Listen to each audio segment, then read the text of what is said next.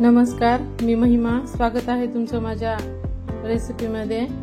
तर आज मी आषाढी एकादशी निमित्त एक रेसिपी बनवणार आहे.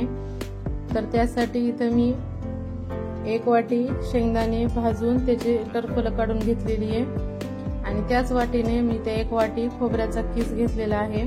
आपल्याला हे समप्रमाणात घ्यायचं आणि इथं पाऊण वाटी गूळ हे पण किसून घेतलेला आहे.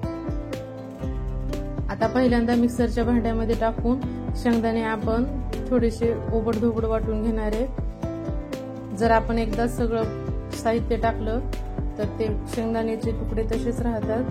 तर इथे बघा तुम्ही मी आधी शेंगदाणे बारीक करून घेतले. आता त्यामध्ये गूळ आणि हे 1 वाटी खोबऱ्याचा किस हे टाकून आपण एकदा मिक्सरला फिरवून घेऊ. लगेच 1-2 सेकंदामध्येच बारीक होतं. हे बघा अशा प्रकारे मिश्रण तयार झालेले आहे. तर इथे आपण उपवासाचे लाडू बनवणार आहोत. तर हे लाडू बनवायला अतिशय सोपे आहेत, गॅस न पेटवता तयार होतात. तर इथे बघा अशा प्रकारे एकदम मऊ झालेला आहे. आपण जर लाडू वळला तर तो लगेच वळला जातो. यामध्ये दूध तूप टाकण्याची काही गरज नाही.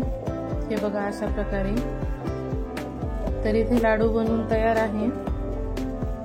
ते मी दोन्ही हाताच्या साहाय्याने लाडू बनवून घेते. हे बघा अशा प्रकारे. तुम्ही पण अशा प्रकारे नक्की करून बघा.